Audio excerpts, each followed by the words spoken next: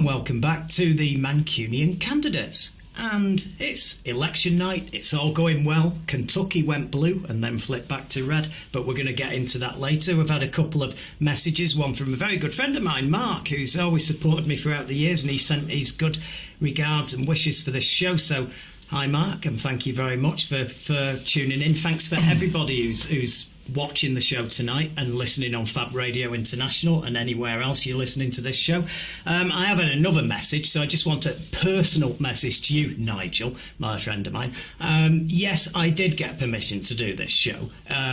The funny thing is, my actual mentor that taught me law is actually on the show a couple of weeks ago, so you kind of maybe need to keep up on special events. And as to my inappropriate comments about our Prime Minister, I'm not going to take a lecture off a guy who got divorced because of being caught in a threesome with one girl yellow-faced up as an Indian squaw, and the other one dressed as a cowgirl.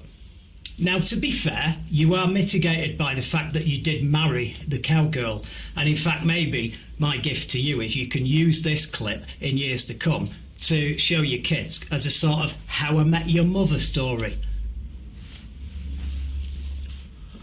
And on that note, is it cowgirl or cow person nowadays? Well, I don't know. It was a cowgirl then. It was a few years back, you know. But I want to tell a story, really. And she was dressed like, you know, the character out of Toy Story.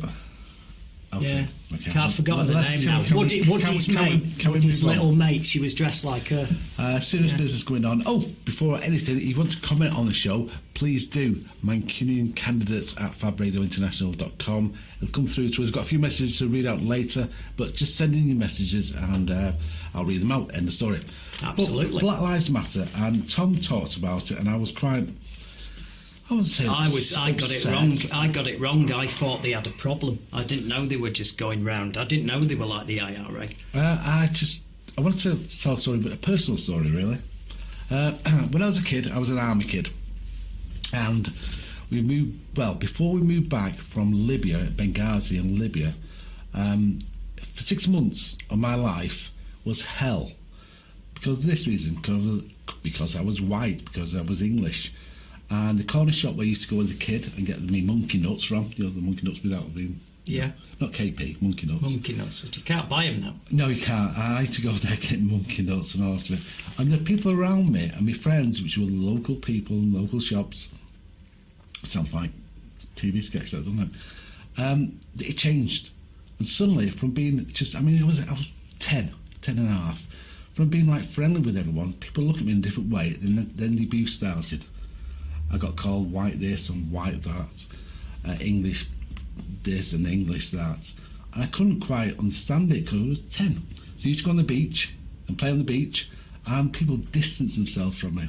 Didn't want nothing to do with me because of the colour of my skin. And it really hit me hard and made me think about things. And I was 10, so I didn't understand it really. But I thought, why?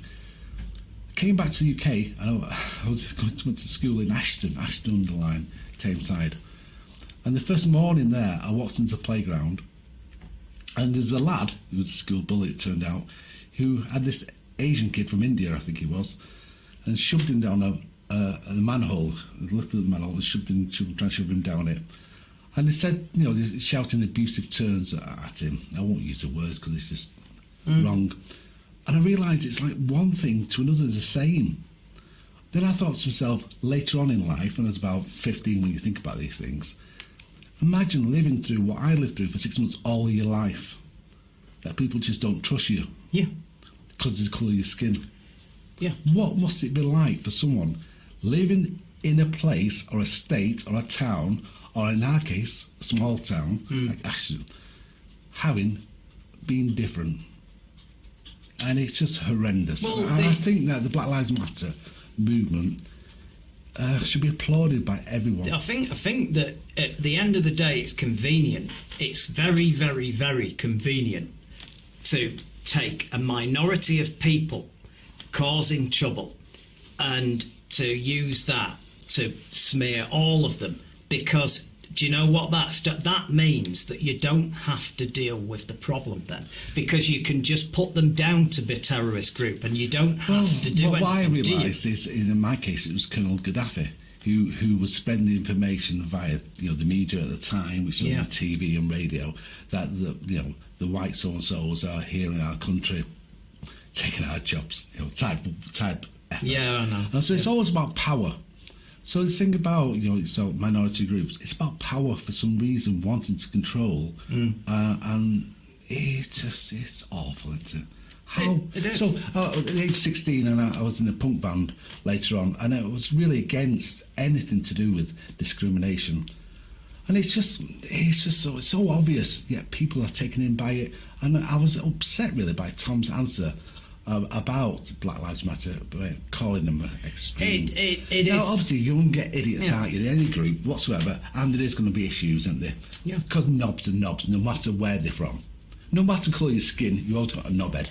But you see, it's not equal treatment, though. That's the problem, where you say every group's got a knobhead. Well, I'll tell you that one of the biggest knobheads, I'm trying to remember his damn name now, is the guy who went to the protests armed. And make no bones about this. This is the problem with Donald Trump. This is the big problem with Donald Trump. Yeah. Everything's got consequences. It's been going on for years with the right. It's been going on with Fox News for years. Years and years ago, there used to be a doctor called Dr. Tiller, and he used to perform late-term abortions that were still legal, and he would help really desperate cases. If you went to him and you were a victim of a rape or an assault or something like that, he would get permission to perform the abortion. And no, an abortion is a terrible thing to happen. It's a tragedy for everybody involved. And at the end of the day, though, what's a bigger tragedy, raising a child under those circumstances? It's absolutely, you're condemning a woman to a life sentence. And it's all right for people like Rick Santorum to say, well, that's God's reward for your rape, having that baby, which he literally said, by the way, and he's now still a contributor on CNN. But the problem you've got here is that guy that I was mentioning, Trump, when this guy was called by Bill O'Reilly on Fox News every night, he kept referring to him as Tiller the baby killer, Tiller the baby killer. 2 weeks later, he's shot dead on the car park outside his clinic. Trump has done that on an uber scale. He's been weaponising these words and making people get angry. You had a guy that was travelling round with CNN and MSNBC reporters' pictures on the side of his van with gun targets over them, and he started sending bombs to people in the media that were left-wing, that were critical of Trump. The guy who shot the people at the Black Lives Matter thing, I can't remember his name, he did him in with an AK-47. And then the footage turns up. There he is on the front row of Donald Trump's rally, and I just don't know. It confuses me, because I love Tom to bits, and I know he's a thoroughly decent person, and that's why I know me and it, we've got to be at odds on some things, but I do get confused. That's why I ask so many questions. I'm not actually trying to rip into anyone. I just want to know. This is the point on why it's okay. I mean, Tom supports the Republican values, but the values, I think, at the moment are so extreme. Here's the thing. It's beyond... Well, what are Republican values now? And maybe that's something we should ask Tom. What are they now? Because they used to be... the Republican Party was an old-school conservative party. And some of conservatism, you can actually, even on the left, get your head around. Some things, some parts of it.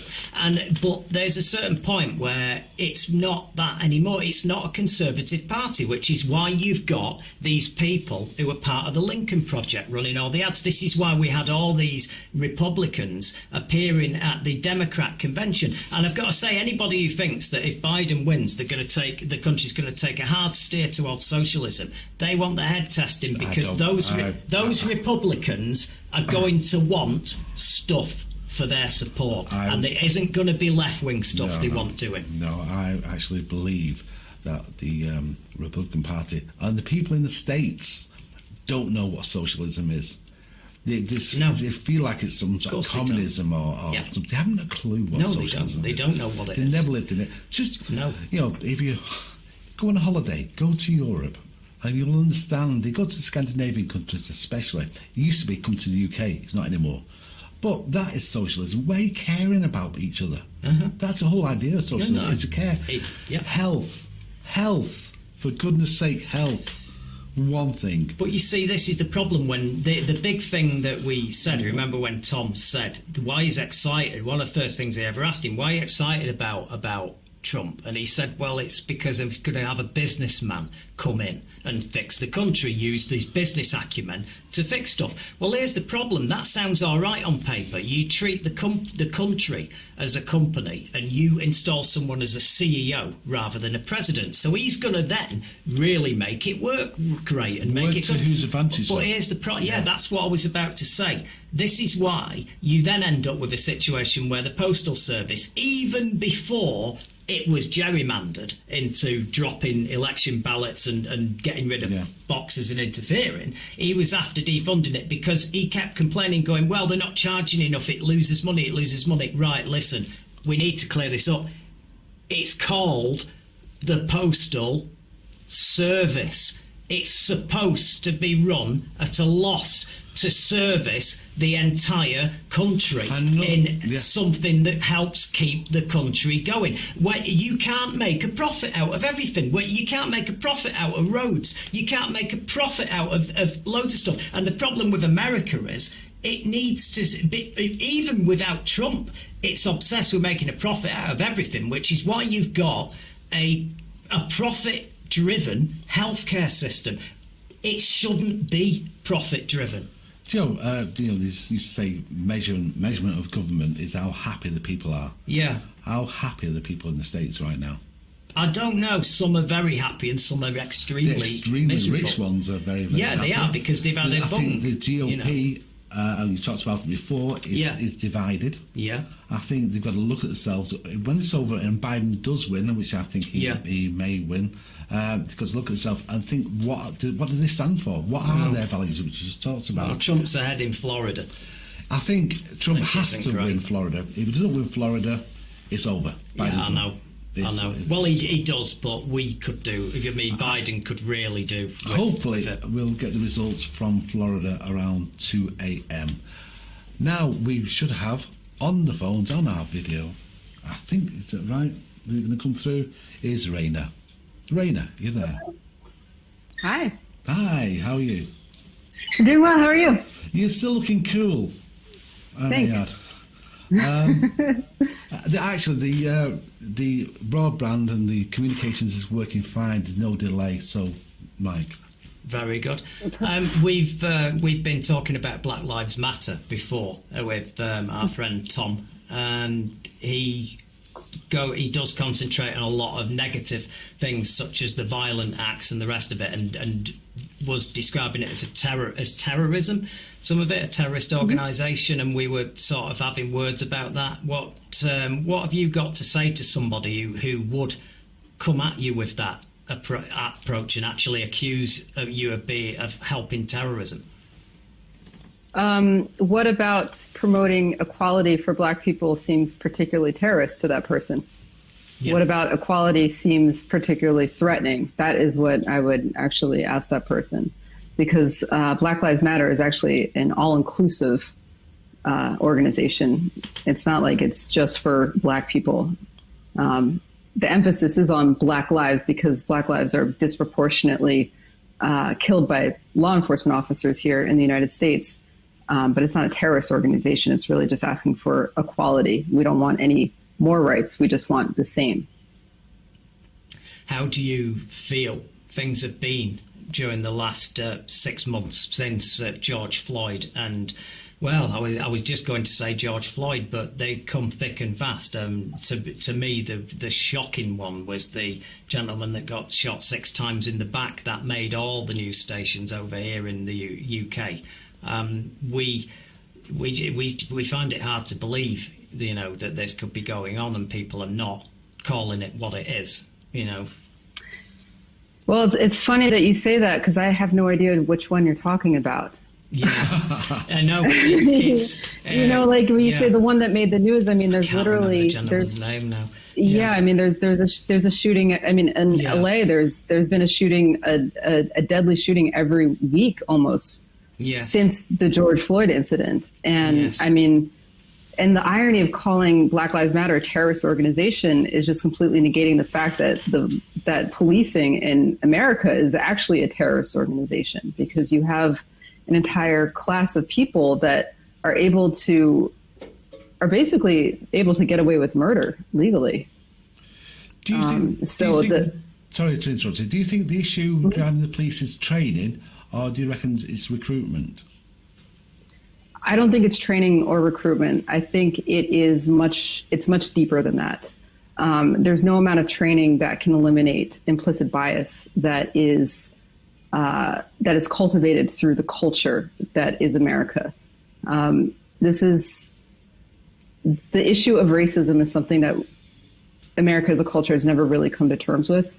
The legacy of slavery, we call it the Great Stain, but it is something that we've kind of just said, well, this is over with, and, Black people are free now, so everything should be fine.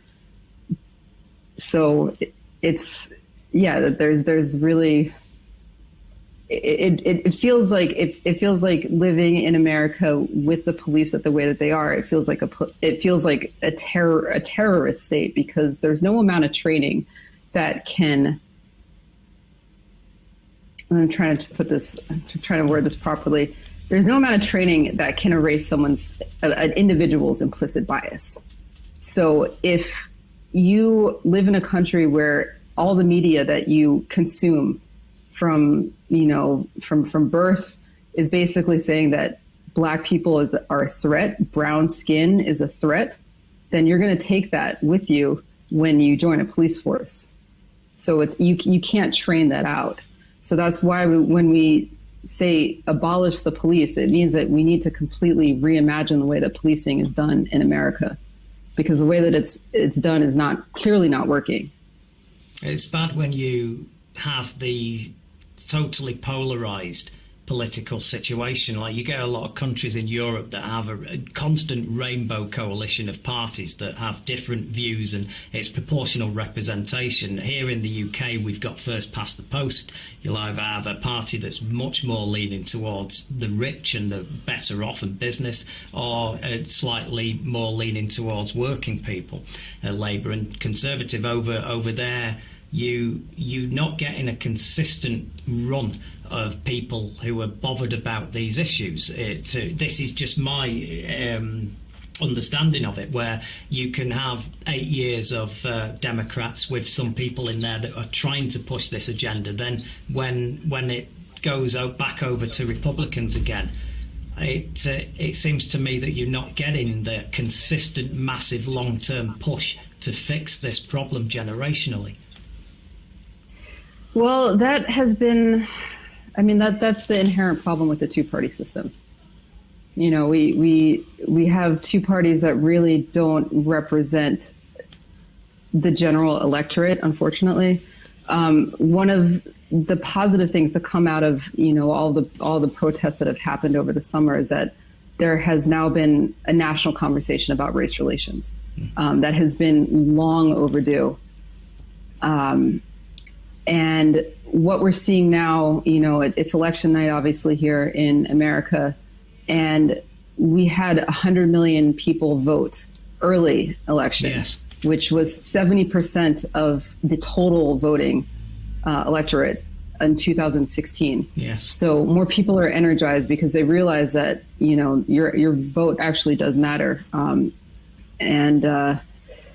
I think what we need to see, if Joe Biden does win, we need to see the Democratic Party in America be pushed further to the left. We have the political superstars here. Alexandria Ocasio-Cortez, Bernie Sanders, who have been more left than central, and they've been pushing a green agenda. Talking about Medicare for all, free education, the things that every other first world country in the world enjoys, except for America. If you try to close down our NHS, our National Health Service here, there'd be rioting in the street. We see it as a fundamental principle. No government would get elected running on a platform where they wanted to sell it and have an American system. And they've tried in the current government we've got would love to get away with it. Trying to sell bits of it off, yeah, aren't they? They try bits here and bits there, but it's so important. And that's why it was such a shame to us watching what's happened twice to Bernie. He did win that nomination, in my opinion, looking at the figures and what went on first time. And then to watch it all happen again. I mean, and I've got to say, it was really bad watching Buttigieg and co. all pulling out in the week, running up to Super Tuesday, which it cleared the path so that Joe Biden could sweep in like this. And it just must be is it frustrating for you that people are so scared of just going over to the left just to make life a bit fairer? It's infuriating. I mean, it's not frustrating. It's absolutely infuriating that that we can't bring this country more to a place where policies are more beneficial to the general electorate instead of a minority of people. You know, here in America, our healthcare is tied to employment. Yeah. Well, what happens when you have the worst pandemic in 100 years and unemployment's at 19%? Yeah. You know, so it, unfortunately, I feel that sorry to interrupt, a pandemic that is disproportionately affecting black people. Again. Oh yes, one in 1,000 African Americans in America have been killed by COVID. Yeah. A question I want to bring up to you is, and obviously you're a much travelled person and you know the score. But when I watch certain, say, media outputs like Fox News, they're scared of the word socialism. And I listen to some of the comments, and it's like people don't understand what socialism is. Seem to be confusing it with communism or something else, which is, I don't know. But socialism, to me and to Mike, is about caring for your society. When I'm in America and I say I'm a socialist, they shuffle away from me at the bar. It's bizarre. And I just wonder your thoughts on that. Why is it such a bad word to be used? Because socialism can be conflated with communism, and we were in a Cold War for 50 years with Russia. You wasn't on your own. We was in a Cold War as well. Right, but I mean, it was. I just think it's like the cultural PTSD from that. You know, there was 50 years of training the American public to shy away from anything that was collective. You know, rugged individualism is that is the modus operandi here, and it's unfortunate because when rugged individualism is the way that people operate, then it's not what's good for the greater. It's not what's good for us as a collective. It's just what's good for me. You know, unfortunately. Me, and that's why exactly I get from Trump. I mean, it's the whole world and it's scary. And it's just it would be nice, wouldn't it, if the States embraced a little bit of decent policies which affect. I mean, you measure a government by how it looks after its people, allegedly. By the weakest members. Yeah, by the weakest members. And you see what goes on, particularly here at the moment, because we've got a Conservative government, but in the States for many, many years, and no matter who gets in. And I think when Obama got in, I thought there was actual change going to happen. But obviously he was restricted as well, but change didn't happen too much, did it? And it's disappointing.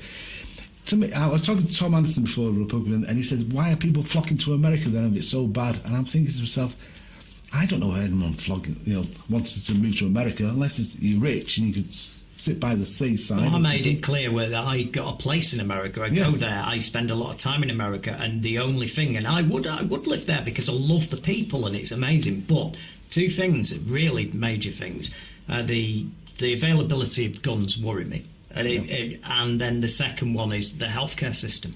It's just if something bad happened to me, I'd be worried. The green policy. There are 400 million guns there are more guns in America than there are people. There are 400 million guns for 330 people. Yeah. And that's part of the reason why, that's part of the reason why things feel so tense here is because in America they have stopped selling ammunition. Yeah. That's how bad it is. Well, yeah, I got that. On the expectation there may be issues after this. But the thing is, I've heard this all the time about the guns are not the problem, it's the training, it's the mental health issues, it's all the rest of it. At the end of the day, I can only say what I've seen. We had a gun problem here where we're based, where this is broadcasting from Manchester in north of England, and we had a problem in Manchester for a while. In the early 90s there was a drug problem, and drug dealers had little wars on the street, and it was called Gunchester for a while. The guns were banned in 1997, and it took a year or two for the guns to run out and the supply of them. There was an amnesty, and then we don't have gun violence now. We don't have death. We do a few. A level which is... It's tiny. It was nothing compared to what it was the minute the guns went, and it became so difficult. And you would get 5 years in prison or 7 years in prison for him being in possession of one. And I think people just don't think it's worth it, you see. And that's only I get that it's a very different country from America, but I certainly can't understand the mentality of having an AK-47. No. I've tried. Neither can I. But No. I mean, this is baked into our national identity. It's the Second Amendment, but behind the freedom of speech and expression and religion and the press is the freedom to bear arms. So that is going to be 330 odd years of dismantling that mentality, and that's why I think there's so many guns here. And I don't think there's any to dismantle that type of mentality without completely fundamentally changing what America is. And for me, changing what America is on that level would be probably a very violent undertaking. Right. Yeah, because people will fight to the death for their guns. Oh yeah, it's terrible. If Trump wins tonight, how do you see the next few weeks, a few months? I mean, if Trump wins,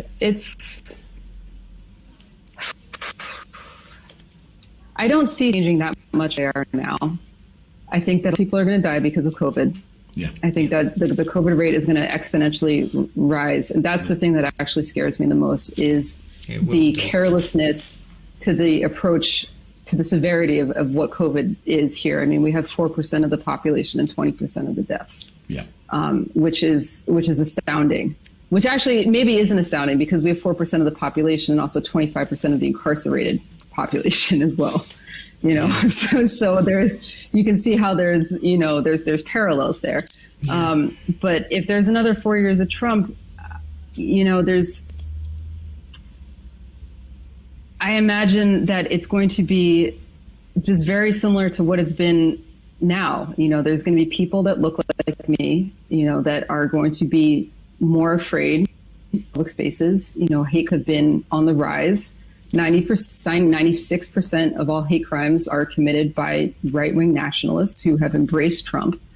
And it's just going to be more of the same of what we have. We're going to see more cronyism, more tax cuts for the 1%, and you're going to see it's just basically the standard of living for the majority of people is just going to continue as how I see a second Trump presidency, because he doesn't have a plan, nor do I think he really wants to even be. I think the only reason that he's running for a second term is because he's afraid of going to prison. Oh, I believe that as well. I say that we have projected here. I usually write, unfortunately, last time when everybody else was saying to ignore him, he's a joke, he won't get in, I said, you don't want to ignore this guy because I've seen this before, and he's got traction with the wrong type of people here.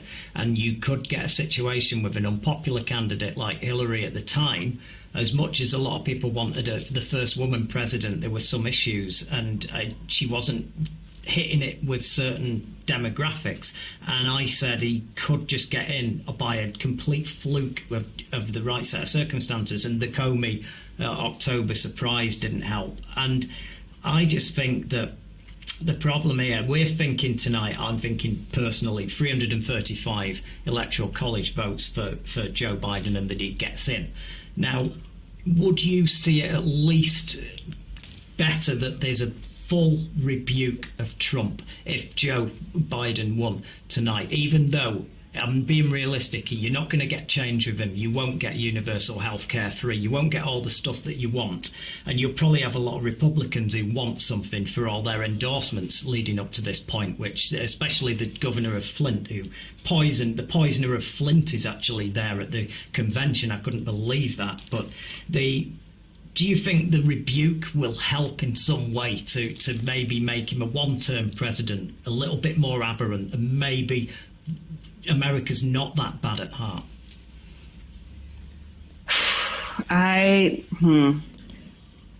There is a lot of work that needs to be undone. I don't think that Trump necessarily brought us to where we are now. I think Trump is a symptom of something bigger. Yeah.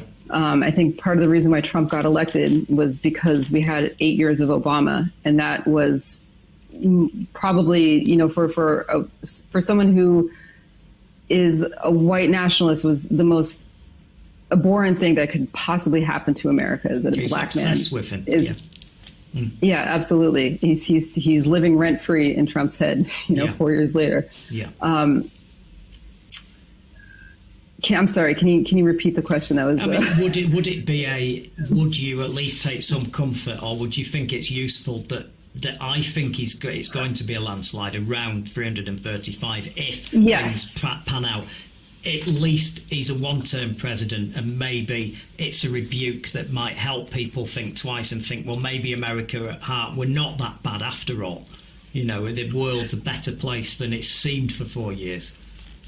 I'm not that optimistic, but I do think that at least with a Biden presidency, we can get this pandemic under control, because that is like the first and foremost thing that we need to focus on. This election is it's really a referendum on Trump's on Trump's performance as a president for the past 4 years, and it's not been very good.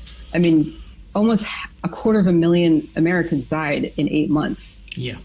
It's hard to really grasp that number. 3 9/11s a week. Yeah, 3 9/11s a week. It's shocking. It's completely shocking, and it was completely preventable. And all of the news that came out, knowing that he knew what was happening and chose to do nothing. Under a Biden campaign, at least we can get that part under control. That is the thing that is on fire that needs to be put out right now. Yeah, I agree. I mean, we feel so sorry because we've got it quite bad. We've got we call him our dollar store version of Trump, Boris Johnson. He would very. I mean, I would argue that Boris Johnson is a little bit more refined than Donald Trump. I mean, at least Boris Johnson had some involvement in politics, and he tried. I mean, but at least he could put together a sentence. But Trump is just. Yeah, he's not as bad, but he actually does look to Trump for. He's quite admires him. What he can get away with. Yeah, he would love to get away with what Trump gets away with, but here you would get rioting here on a massive level if he tried some of the stuff he's done. But I will say that we all hope that you get it under control, because they're not just figures. We're looking at that when it started to get over 200,000. I couldn't believe it, and I do care, because I go out there and I see a lot of American people that I'm friends with, and I'm terrified that I'll hear that something's happened. And when you got this huge amount, we're heading for 250,000 people, it's going to get to the point where everybody knows someone who's died. Everybody does. Like in New York, when everybody knew someone who'd died in 9/11, and it's going to be the whole country. We've got to sort of wrap it up now, Raina. We do appreciate your time, and we'll see you in about 2 hours' time. I think 2 hours' time we'll come back to you. We might know some more results. Yes, and I will be broadcasting I will be broadcasting from we're going to a direct action because LA is quite tense right now. Right. Oh, well, please be careful. Yeah. We'll see you in a bit. Always. Okay, great. Thank you for having me. Thank you. Okay, Bye-bye. Cheers. Bye-bye. And that was Raina over in LA. What a smart, intelligent woman she is. It's depressing because she deserves better than this. She deserves with such optimism and a good heart like that. Yeah. She doesn't deserve it, and it seems so helpless. She's talking about maybe from the way she's discussing it might take 100 years to even start to change these attitudes. Yes. But she's still going out there tonight. Still going out there, even though it feels hopeless. She's still going out there tonight. Yeah. I'm actually quite lost at the moment with America. I hope when we speak to Tom again, I hope he can say a few words that can change my mind. But I think certain people live in little bubbles, don't they? And these bubbles, it's not a COVID bubble where you say it's secure. Well, perhaps it is. And therefore, you know what's outside your bubble. It's somebody else's problem. And I feel at times Tom is a little bit like that, but I'm sure he'll come back and say completely the opposite. Who knows? But before we go, we are going in a few minutes' time, and we're back because the results will start coming in from 1 a.m. UK time. I just want to talk about the lockdown here in the UK a little bit more, just a few minutes more on it, and I'm lost. As I said before, I'm lost, confused, and obviously you're affected in it far more than I am by the companies you own, which are closed at the moment. Yeah. And I suppose. Well, what do you do? How do you cope? Well, I'll tell you how you cope. I mean, at the end of the day, things like this have happened before over the centuries, over time. Yeah. And it was only a matter of time before there was some pandemic like this or something. Yeah. It's quite biblical. This is the sort of stuff they write about in scriptures about, the time of whatever. And it wasn't God. It wasn't some mythical made-up creature. It was there was a plague. There was a whatever. And it's a plague. It's a modern-day plague, and we've not had to deal with it. We thank God we didn't have the big thing to deal with that we're all worried about, nuclear war. Yeah. We grew up at a time where a lot of people younger than me didn't, thank God, didn't grow up with thinking there'd be an air raid siren and duck and cover, and then suddenly it's everything's over. And these things are difficult to live with. I find right now the frustration is that we've got leadership across the pond. It's insane. Over here, there's problems. Don't get me wrong, he's not dealing with it right. But compared to what's going on in the States, it's crazy. And I always admired the United States for its 50 states and its different governors and the colour. It was a country, but it also allowed for the individuality of each state to flourish and have an identity. You could go. It was like travelling on one landmass to lots of different countries, and it's great. I think it's a bit of up and down in that, man. I think it's a bit rosy. Yeah, I know. I'm just getting to that, aren't I? Obviously, that was just a two-part statement where I go, I thought it was this, but it's actually that. Yeah. And no, this has shown the weaknesses of that setup when you cannot get all those states to do the same thing, and it had to be a lockdown because you are on a continent there where you can fly in between these states easily. You can travel, you can drive, you can do that. So you can't just have all these different sets of rules. Mass mandate. At the end of the day, the fish rots from the head. Trump had been heroic about it and wore a mask all the time he was seen in public and be seen to doing it. People would have worn it, and they estimate there'd be 80,000 people less dead now. So he didn't do that. So what else do? You support your scientists, which he didn't, and he's mocked them, he's laughed at them. He's at a rally where the latest chump chant, actually that's quite a Freudian slip, chant, I can't say it now. Trump chant is fire Fauci, fire Fauci. It's disgusting. It's absolutely disgusting.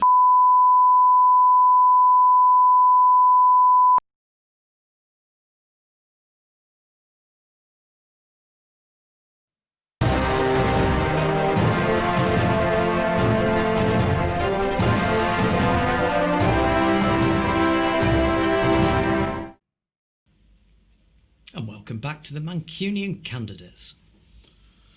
My earpiece has just fallen out, so I'll just get this. Is that a euphemism? Well, here's the news. The latest news: we've just been kicked off YouTube for breaching something or other. We have an idea what it may be, but we're not 100% sure. But we kicked off. However, if you're listening on the radio station right now, or you're watching on YouTube right now, we'll try our best to make sure it doesn't happen again. Hopefully. But there we go. We can only fail. But where are we up to, Mike? Or in other words, I'll behave this time. Yeah. Okay. Where are we up to on the latest score on the doors? The score on the doors, there are no great shocks. Kentucky went almost blue at one point, which is just bonkers, because that, as you can imagine, is just the most. That's been called for the Republicans now. It's swung to exactly what you want. 58% have voted for Trump and 40.2% have voted for Biden. Texas is still in play, but you won't believe this. Texas is 53.8% of the vote so far counted, and it's for Biden. 44.9% for Trump. That is absolutely catastrophic. That that is unbelievable. Oklahoma has gone. So far, we're talking so far, yeah, absolutely, so far. Oklahoma's gone for Trump, but the figures are not final yet on that. I mean, there's a lot in play just now. Tennessee. Here's a great example. Tennessee, you won't get a Democrat elected in Tennessee if for the next 100 years you won't get that. So that's 70-odd% for Trump. These are the ones that aren't the problem. Ohio is a very important one. Yeah. Now let's have a look at Ohio, because if I've got the figures here, and we said this is a shocker, right? Ohio at the moment is 59.6% for Biden and 39.3% of the votes are for Trump, which puts Biden 60% to 40%.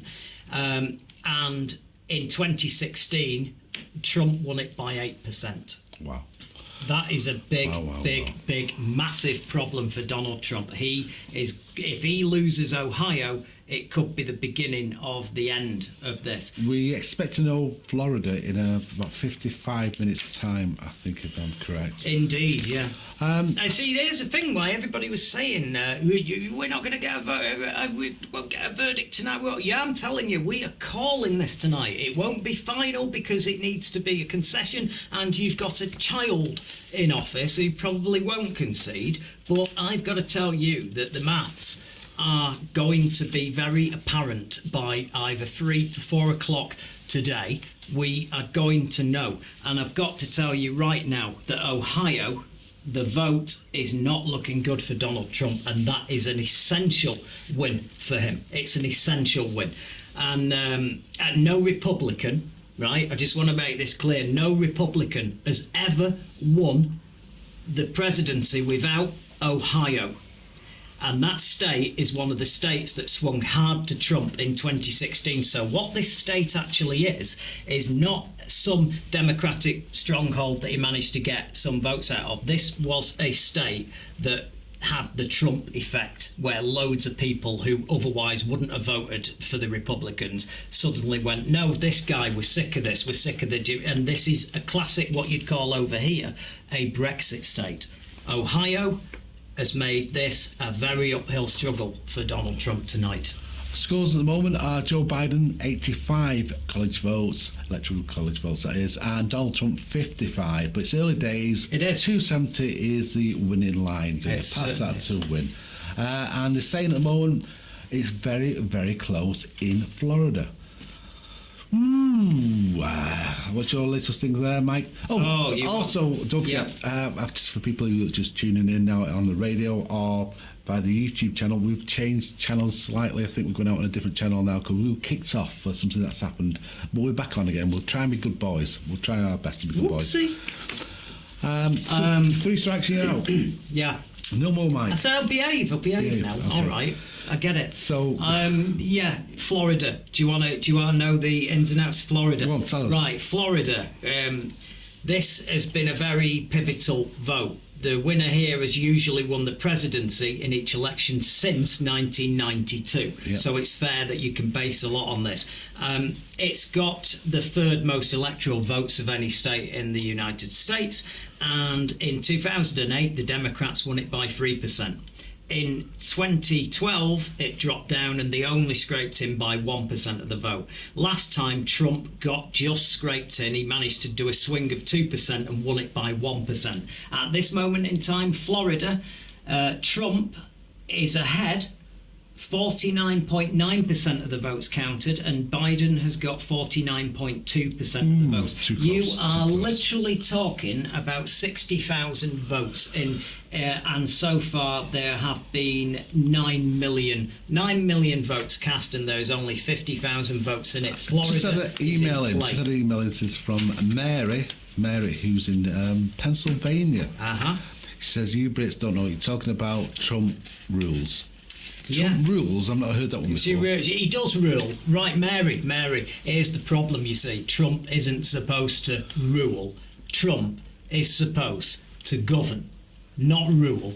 If you want rule, we'll come back over and we'll bring the Queen with us and she can run everything if you're all right with that. You want a ruler? We've got one. We've got a monarch here. So, she can do both. She can walk and chew gum. I'm looking forward to talking to Tom Anderson afterwards.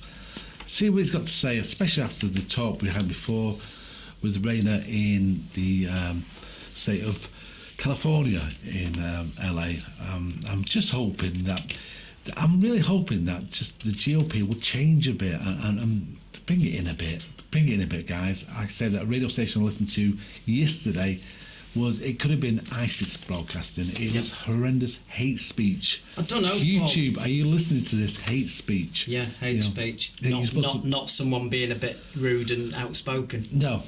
Anyway, I'm just saying though, what surprises me with you is it's good that you want to look for the good in people, but you're expecting a little bit much at this stage. It's like me going home tonight and the cat there, Mr. Paws, and I'm disappointed because he's not barking at me. You know what you're dealing with. Why are you expecting some weird sort of behaviour and compassion from people that have not shown it for as long as you can remember? Well, you just hope for humanity, don't you? You hope that it will be a better place, and that governments are supposed to be there to care for the people, which I said before. You just want people to be happy. If the world is happy, imagine what a place would be. Imagine. There's been times everybody's happy. Do you know what? There's never everybody happy. I mean, the closest but you try and get towards it, aim for that. Well, the problem is it doesn't happen, and I'm hoping it will. And I do hold out hope. But at the end of the day, the closest you've had to all the world happy was VE Day, where you have all the images around the world, people partying in the streets. World War II's over, but you got to remember. There were a lot of burn. But let me finish. There were a lot of burn victims in Nagasaki. There were a lot of people in Japan who were suddenly the entire country's completely fucked, and Berlin didn't look so great. No, it didn't. So there's always someone. It's a zero-sum game, Yeah. Zero-sum game sometimes. I think we had a ghost in the studio there. We did again, I'll indeed. repeat yourself. If you want to contact us, please do. Mancunian Candidates at fabradiointernational.com. Okay, I've got some. We shall read them out. Got something coming in? I've got something coming in. It's a good one. Come on. Michigan. Yeah. Right, Michigan. Here we go. Michigan, this was Trump's narrowest win, and it was a real shock because at the time everybody thought, well, Michigan, it's a given. The Democrats took it for granted. They took it for granted to the degree where they didn't even go there very much, leading up to it, thinking, oh, well, Trump will never get here. But he did get here. To put it in perspective, 2008, Obama's landslide, the Democrats romped it with an astonishing 16%, followed in 2012 by Democrats getting pretty substantial again by winning it by 10%. Trump got it. Trump managed an 11% swing in the last election. In 2016, he won Michigan by 1%, which, again, I'm just going to throw this hypothesis that I keep putting out there suggests that these were people that would have been Democrat who just went, no, I'm sick of the system, I'm sick of everything, I'm going to vote for this guy and see what happens. And now they've seen what happens, and it could be that they're coming back. So let's get the figures now. Trump won it by 1%. Previous years, 10% to the Dems, 16%. Biden is ahead. He has got 71.2% of the votes, and Trump has got 27.7% of the votes. But I just want to point out that there's only been 48,000 votes cast so far, so this could dramatically change. But this is another one that he needs. This was part of what he was crowing about when he said he demolished the blue wall. Well, this was part of the blue wall. So that is quite a substantial start out the gate. Texas is a surprise to me, but it's not surprising me. It's early yet. Yeah, in Texas, it's leaning towards the blue side. However, if these quite a lot actually, it's widening. Widening. If these towns grow and more people come into work, it's going to change the cultural map of the county and state. So it's to be expected that these states, which are normally red, will turn blue if the population changes. I got a list here of senators that I want to go through at some stage. People Mike wants them to lose their job list. That's what it is. Well, hopefully soon we will have Tom Anderson joining us, and it gives an idea of his view of what's happening. I'm quite looking forward to that, and hopefully he can change things as well. And hopefully the GOP, hopefully the world. I want the world better tonight. Better tonight. I'll live in a land of fairies, I know, and nonsense. A reminder to people as well, if you're listening via the radio station, fantastic. But if you do want to watch us on YouTube, I'm sure there's a channel actually playing us out right now. And I have to have the nod from our online guy. He's saying, yes, it's going out on so we've not been kicked off yet. So we will be careful on some of the stuff that's gone on before. But hopefully you'll stay with us. And, we've got quite a few strong results to come in one way or another. Oh, they're flooding in now. They are. It's nothing major. Virginia's gone to Biden, no shot. But I mean, and Mississippi's gone to Trump. And it's called Mississippi not going to Trump would be astounding. Yeah, And in news on Florida. Florida is 48.8% for Biden and 50.4% for Trump. It is very close. I'm not comfy with that. I think it's quite clear, isn't it, that he has to win in Florida. How many seats are available in Florida? Florida, I've got 29 which is it's a biggie. It's the third biggest. Texas and California are the other. You've got California 55, Texas 38, and Florida 29. So if how on your reckoning then, if Biden wins Texas, oh, it's over. It's over. If he wins Texas, it's the biggest upset you've had in decades. Right. Because he shouldn't win. He shouldn't have any chance of winning. I mean, you're talking about when Obama got a landslide. He won by a massive landslide in 2008, and Texas still went to the Republicans by 12%. And tonight, in Texas, we are looking at 51.2% against 47.4%. And that's a lot of votes been counted there already. If this goes this way, Trump's in for a fucking nightmare tonight. We shall see. Hopefully, like I say, we'll have Tom Anderson back on this show in a few minutes' time and get his view on what's going on. A reminder again, though, if you want to comment to the show, please do. Mancunian Candidates at fabradiointernational.com. We think we've got quite a few more to read out later on. Some about you, Mike, some which aren't so nice. Oh, well, I've been married 3 times, so it's nothing new, is it? So if you want to abuse Mike, please do. Mancunian Candidates at fabradiointernational.com.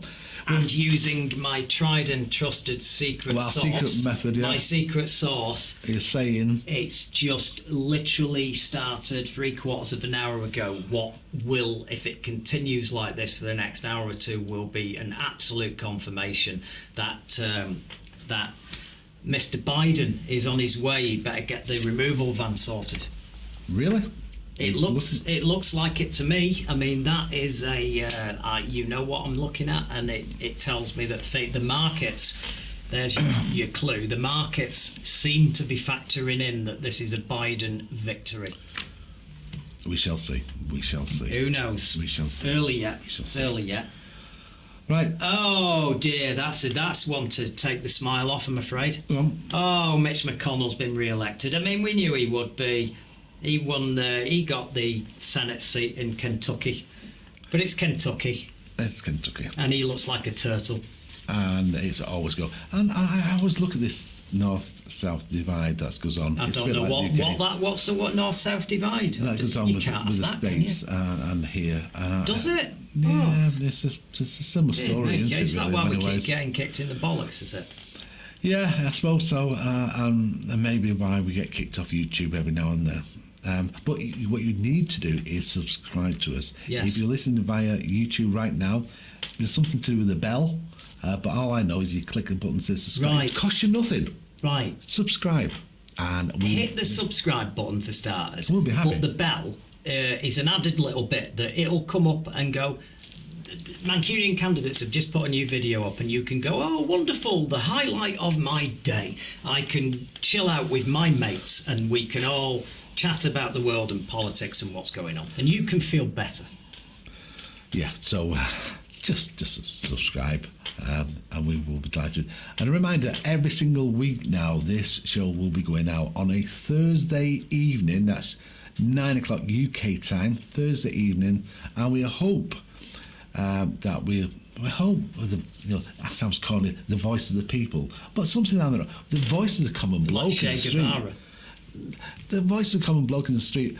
As a kid, I grew up not caring about politics. I don't give a damn about politics. That's just for boring stuff and all that. But politics affects us in every single way. It's obvious, isn't it, that you need. And also, I think at times politicians, including my party, who I'm a member of, are out of touch. I could go on about the local councils, that's another story. But politics is important. And if you can voice your opinion to us, we can voice it out to the world, our little world. And we'll be here, and we're here for you. So get in touch with us, subscribe, and contact us at Mancunian Candidates at fabradiointernational.com. Are we having fun yet? I'm having fun. I'm having a lot of fun. We've been kicked off YouTube. Stop going on about it. Well, I'm just saying. It'll happen. It's your fault. Texas has swung slightly. Trump is now ahead on 49.9% as opposed to Biden on 48.7%. We now have approximately 3.4 million votes in. So we've got a way to go yet. Here we go. Here's a question for you. Yeah. I think it's possible, but if for Trump to win Texas and win Florida, can Biden still win? It makes it a lot harder, doesn't it? I watched something the other day saying it's possible, but other states have to come back. He can still win with Texas and Florida gone. He can, and the state and the places he needs to win, he looks to be doing quite well in. Florida's a funny one. It's a very funny one, and it's surprising to me that Biden isn't doing better than this because of all the problems with COVID there. You have got a lunatic of a governor in Florida that literally threw the country open straight away as the earliest opportunity. He, while the entire country was erupting in COVID cases, had allowed bars to open with no masks, no social distancing.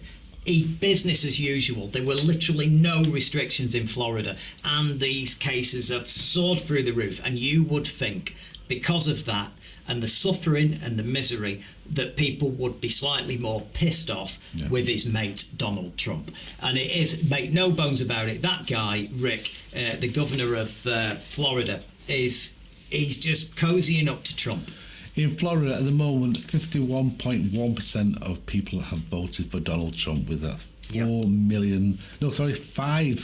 million votes in, and Biden's on 48%, on just over 5 million. Hopefully on the phones right now, and he should be quite pleased, I would have thought, is Tom Anderson. Tom, are you there? I sure am, guys. How are you? We're getting there. We're getting there, and I do appreciate you being on the show. As you know, we just got kicked off YouTube. I thought I'd share that with you, but we're back on again now. Maybe I need to be more polite to our Prime Minister. Anyway, let's. I'm a good boy now. We're going to be all good now. How do you think it's going? Well, I'll have to switch screens as I talk to you, of course, rather than stare at you beautiful guys. I mean, it looks like I see Florida, from what I can see, and I have to duck down the screen. Well, it's like ping pong. Trump is up in Mississippi. They're switching him.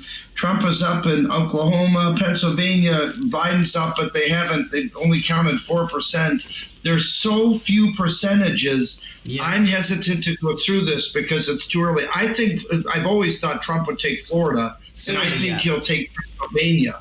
But I don't know if he can get Michigan, Arizona, some of the other key states, Wisconsin. It was shocking last time.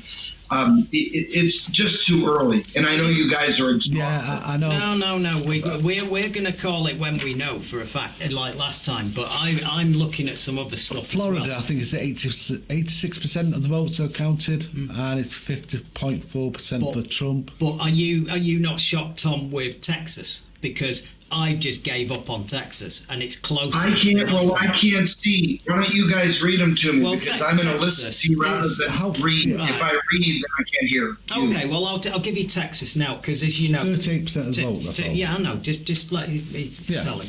2008 was obviously Obama's landslide. So you had Republicans 12%. 2012, Republicans got 16%, and Trump won by 9% in Texas. And at the moment, Biden is ahead after around about 5 million votes counted, at 52.5% to 46% for Trump. I can't remember. I mean, Texas to me is Republican heartland. I mean, I'd love to. Well, so is Arizona.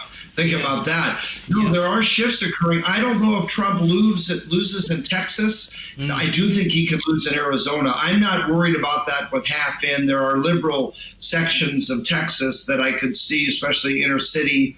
Again, I'm not going to speculate, and I definitely won't argue with you, gents, because I don't know. I mean, I don't think he loses Texas. Well, a lot of people were thinking Michigan was almost a cert for Biden, and he's way behind Trump at the moment. But there's only a few 100,000 votes. Trafalgar Group, the gentleman that was the one that is a public national survey expert, the Trafalgar Group's pollster called it for Trump and got it almost exact, and he's called it for Trump as of a couple days ago on this one closely. Yeah. So I don't know if that's true or not. Who knows? And I know you could cite many other pollsters that say the opposite. I get a lot of people. I mean, there's a lot of pessimism over here in the UK, and people who actually don't like Trump are going round telling, they're just all over Facebook going, Trump will win again. He will definitely win again. And yet these are the same people who last time I was saying Trump would win, and they were going, you're mad, he won't win, not after the Access Hollywood tape. And I said, no, because people are fed up. People are completely pissed off with the system, and he represents a chance to break from that and do something different. And you might find that hard to believe, but he might win. And then they were shocked when he won, and now they're almost resigned to him getting his second term. But it's not based on anything yet. And I don't have that inclination that it's an easy win, and not that you said that, but I mean, some may think, well, just by default, he'll win again. He's got momentum. I would say he has momentum over the last 2 weeks. You must admit, at 74, he's really kicked butt in going to, and we had to cut it short with Paul last time. I was about to say that when you look at 30, 40, 50,000 people at events, and he's at 3 or 4 or 5 a day, day after day, you must admit, just as you guys are becoming political experts, certainly in monitoring and consulting for how many years you've been doing this now, you must admit that he did gain momentum from that. I mean, of course, it's a double-edged sword. it's a double-edged sword. These rallies make him look like, yeah, he's got energy. He's not an old fogey. He's capable of doing it. Yeah, and all that. But here's the problem. You've got a bunch of people who are worried about COVID. And I honestly think that those rallies are very damaging to him. I think that it looks dangerous. It looks scary. Like when Amy... Well, but that's from your lens, Mike. Well, Think no, about I'm hearing it off other people who are LA Republican as well. Raina. Raina before. Yeah. Worried stiff, the girl from our candidate in LA, is worried stiff about the COVID situation. A lot of people are, and they see these events, and they're quite scary, and it gives him the impression, rightly or wrongly, that he's not taking it seriously, and people are scared about it. But the big thing is, like the event that he had with the when he was introducing Amy Coney Barrett, and literally the front 2 rows of that event all got COVID. And it didn't look good. And I think that that's the downside to them rallies. The upside is he looks energetic and he looks like he's got energy and he's not hiding away from the fight. He's out there. The downside is the wavering people who might have given him another chance, who are scared of COVID, he might be put off by that. Yeah. I don't know. It's a difference. I mean, I've never lived through a plague. You know, no, I mean, I'm trying to laugh, but it's absolutely horrible.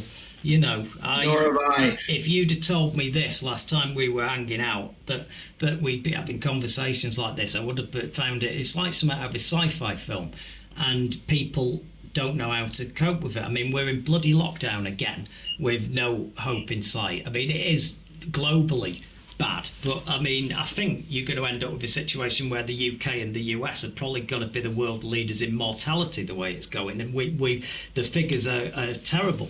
You know, I just wish it'd go away, but what do you do?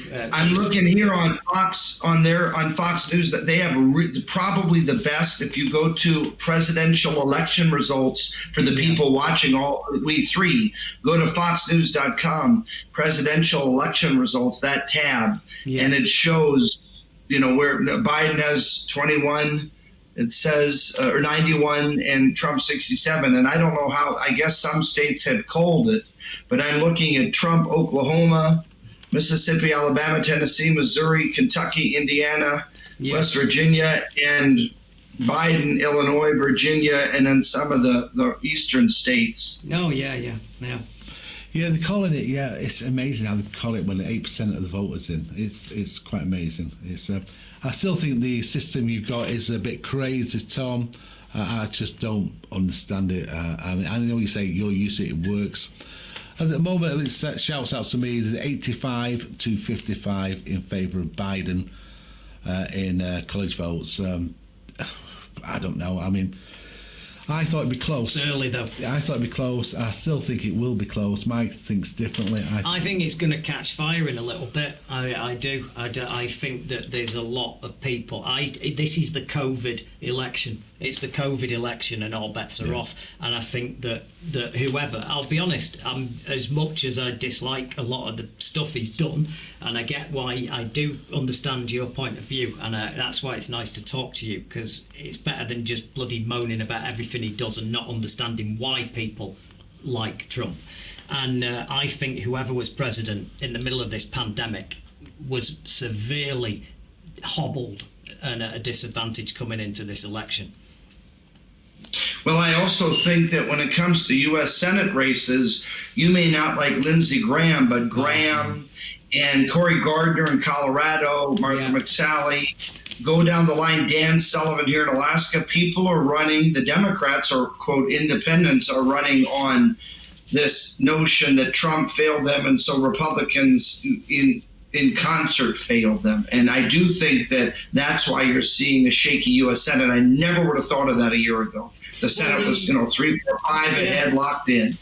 You got you got a concerted effort. I mean, as much as I do feel a bit sorry for Lindsey Graham, because literally the entire country has just teamed up to fund his opponent, and he must feel that that's really harsh after all his years of service. But you see, what it is bad when it's playing. When he did do the Merrick Garland thing, it does look bad that he's just turned round and done the exact opposite, and it looks like you can't trust him. Can I just say at the moment, North Carolina, 54% Joe Biden, 44.9% Donald Trump. That's 50% of the votes are counted in North Carolina. It's leaning. So that shows that it's bouncing back and forth because he was ahead earlier. So this is going to be a wild night. This. Yeah, it's going to be a wild night. This is not going to be like anyone we've covered before. It's bizarre. I just can't believe Texas, because I would have, if you'd have asked me to put money on the Republicans taking Texas. It's not over yet. They probably will take it, but I can't believe it's even close. At the moment, 50.6% Joe Biden in Texas, Donald Trump 48.3%. And that's 46% of the votes counted. And that's 38 electoral college votes. Yeah. That's a big rocket boost. But the Democrats usually just don't think they're going to get it, do they? Oh. Yeah, sorry, that was on my side, guys. So yes, I think that even there's a shift here. It's going to continue. Ultimately, rather than, because, the public can also look at this as we are, and I don't want them to say, why are these three guys reading from the screen? We can do the same thing. Yeah. The bottom line is that you're going to see a split America. You're going to see America that has your viewpoints, you two gentlemen. You're going to have an America you're going to see in their votes that think like I do generally. Yeah. And it's a split America. And so there was no referendum. There was no monopoly on support for Biden or Trump. And that is a narrative that is disappointing to me. I'm not going to make concessions that Trump did a bad job, but I will admit that it's disappointing to see America, whatever the root and cause is, whether I'm right and they're wrong or vice versa, that we're really polarized almost 50-50. And it would be interesting to have a sociologist or historian or something now and in the future when we're long gone, look, hindsight's 2020 and see what the issue is. Well, the thing is, I've just been talking about it for the last 2 hours. Absolutely. This is what Paul's been saying. I mean, it is the division that's disappointing. It's the same. We've got a very similar one, which has gone away now because of COVID, because that's foremost in everybody's mind. But Brexit was our division just like this. You had 50-50. Everybody was, and people were hating each other because someone had voted to leave, someone had voted to stay. You'd have arguments with someone going, my daughter can't work in Paris now because of you, because her passport won't allow her to. And you had all these problems. And it only went away because of COVID. And everybody's got more important things to worry about. And by the way, here I'm a guy with a political science background. I report the news every day, and I have an ad agency that helps political clients. Yeah. My mom's from Germany. I go there often. You guys know that I follow your politics, and I'm one, even with all that gutturally thought, don't leave the European Union. I hope they stay. But then when I consult with my team here in America, the Republicans tell me, no, you're supposed to want them to break away from the European Union. Yeah. But at the first, inclination, it seems like I want that to be for travel, for finance, all those things, the euro. So, I will admit some ignorance on why it's good or not. Well, it was all about immigration. It was all about immigration. And it's a very similar card that Trump played about they're coming over here. We're being swamped with immigrants. Yeah. Some of them are bad guys. They're doing crime. And you'd heard the same stuff that Trump was saying off the people who were voting for Brexit. They were saying immigration, they're coming over here, they're committing crimes. And it was the same thing, America, you can't see my flag hat. We have the same problems. Yeah. So one of the things I talked about earlier was I was saying that the UK would be better off as a country with Trump winning, because there may be a decent deal to be done with Donald Trump after we leave Europe. And I'm saying with Biden, there may be complications because of Ireland and because of his support for Europe in general, and obviously NATO.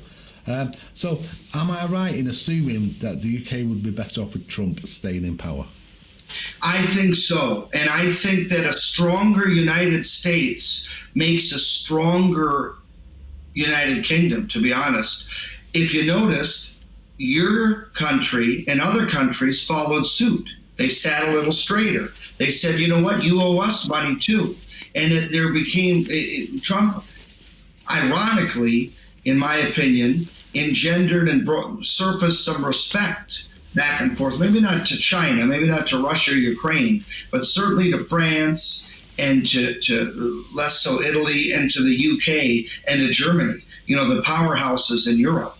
And so I would think, maybe differently than you're suggesting, Paul, I would think that a Trump victory would mean we could get into some real man-to-man, woman-to-woman negotiations and partnerships and payments and reimbursements. I think respect's going to be built. But you see, the problem here is it's bizarre. I'll just give you a little background. I won't go into details, but I had to look after money because there's a company, and despite all of this crap going on, I've got to make sure that this election doesn't, erode and damage. You're on the board of directors, correct? And you're a fiduciary. Yeah, and all the rest of it. I've got my own companies that I own and one that I'm on the board with, and I had to make sure this was all right. And you have no idea how difficult it was finding companies and shares and places and what to do financially because of this election. Because for every single upside for Trump winning,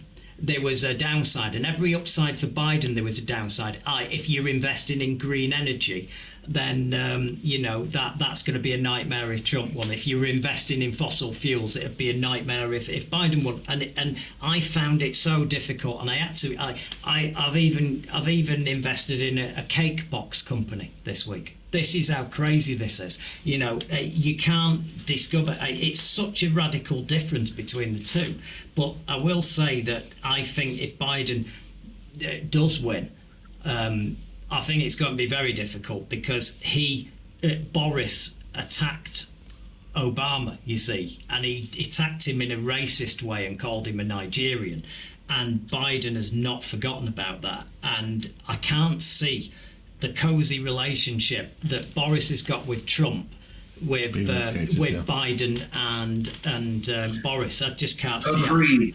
Well, the other thing is, on our end, nobody likes Kamala Harris from the central to the right. They're not voting for her, and I hope she never makes the mistake to think that the people that voted for Biden were voting for her. There may be a minority or someone from California, a female, that says, yay, she's in there, she looks like me, an Indian or something, and that's just from stereotyping. But I think that Kamala Harris is disastrous. Well, you see, you lot are painting her, not you in particular, your party, are painting her in a way of, she's the radical left, she'll pull Biden to the left and all that. I say what I've got to say here is she is not radical left. I wish you were right. She is no Bernie Sanders. She's not going to want. She doesn't believe in getting rid of the healthcare companies and having a national healthcare system like we've got here. She doesn't believe in free college education, really. She doesn't believe in a load of stuff, and she flip-flops. She's been taking PAC money until she got shamed into not taking it. She made truancy illegal.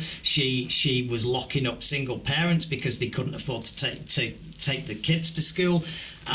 She's not left. I mean, God's sake, she'd be a member of the Conservative Party here under Boris Johnson if she was here. And then you've got the rest of the stuff about, the way that she's taken money off banks and all the rest of it. And then I hear all this stuff about Trump saying, he'll pull her to the left. I wish she would, but she isn't gonna. And I'll say something else. All these endorsements from these defected Republicans, they're not going to suddenly go left wing or centre left when Biden gets in. They're going to be knocking on Biden's door going, please don't vote against this, please don't vote against that. I think Biden's going to be very constrained when he gets in, because he's got to keep your defected Republicans happy. He's got to keep Bernie Sanders and his lot happy. He's got to keep the centre happy and these floating voters in the country, and he's got to get rid of a plague. Well, I think the one thing that Biden's going to bring to the table, he will work with other parties. Yeah. Trump won't. And to me, the only way is to come together as you talked about it before. The division in America is unbelievable, and surely it's about time he sort of brought it in a bit and worked together. I mean, you can't have this complete split One thing that I wish, Paul, I agree with you. And one thing I wish is that in 4 years we could go almost to the future, because I have a hunch if Biden did win, that there would be a lot of I told you so's, that he was not remarkable, he was old. Kamala Harris was a stair-stepper, not really patriotic or American-centric. You know, she's not going to be visiting the western states or the southern states with charisma or with good intent. And I think Trump has gone to all 50 states or close and been thoughtful about it and generous. And he has a kind side. And you might say, well, so does Biden. But I mean, God, Biden's been in almost 50 years. He comes across with these absolutes. I did this. I didn't do that. Gun control, I did. Funding, I did this. Remember in the debate, people were like, my God, man, you're saying you did everything or fought everything or voted against everything. What are you talking about? Well, you were one of many lawmakers. You didn't literally do it and sponsor it. And I'm thinking that he will get by unremarkably if he wins, and then in 4 years not run again. Kamala Harris won't win. She'll never be president. I mean, I can guarantee that. And so it just, people might say, she might we should have stuck with Trump. She might be president, if you catch my drift. Oh, yeah. Of course. I didn't say that out loud. I'm just saying what might be at the back of our minds. Because some issues have not gone away. To be fair, it's not as bad as I thought it might be, but he's done okay.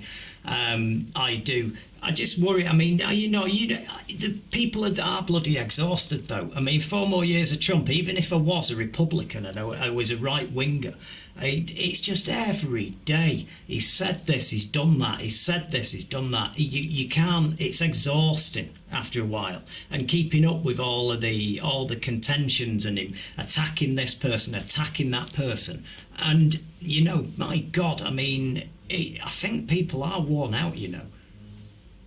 I think you may be right with some people, not all people. And I think that whatever that percentage is may not have voted, or they might have voted for Biden, which I doubt. They probably just abstained from voting. Yeah. But I will tell you that even with the fatigue of Trump, my guess is they would rather see him another term than a Biden-Harris. And I know you two gentlemen looked fondly at Pete Buttigieg and Cory Booker and other Democrats, and they didn't win. Biden did. The old swamp. I'm sure that you feel regretful of that. I do not look kindly on Pete Buttigieg for many, many, many reasons. I like to point out the wine cellar.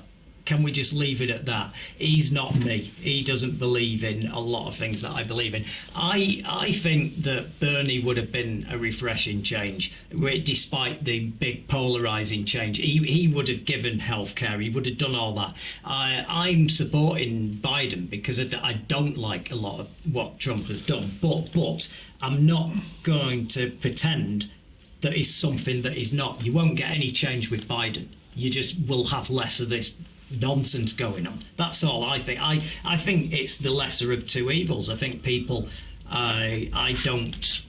it's not remarkable. I don't feel like, I wouldn't be excited tonight, for example, if this goes the way it is.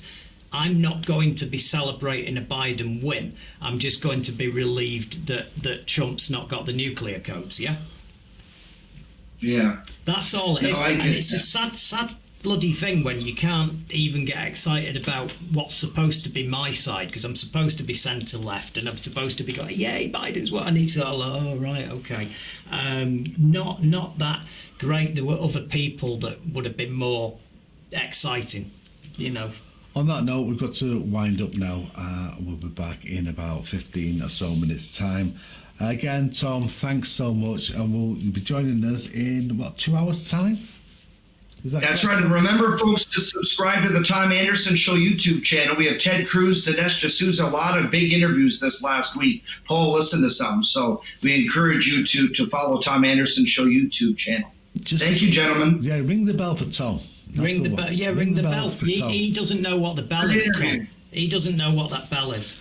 Right. Okay, we'll see you in about 15 minutes, 20 minutes time. Absolutely. Information, there will be on a ticker tape going across the screen, latest information. And just to go on, it's still 85-61 in favour of Biden. But there will be changes, I reckon, in the next 15 minutes. Oh, it's about to. There's a tsunami Boom. about to happen because a load of the polls are closing now. They've gone, and we're heading across the state from east to west for those who are not United States residents. We'll see you in a short while.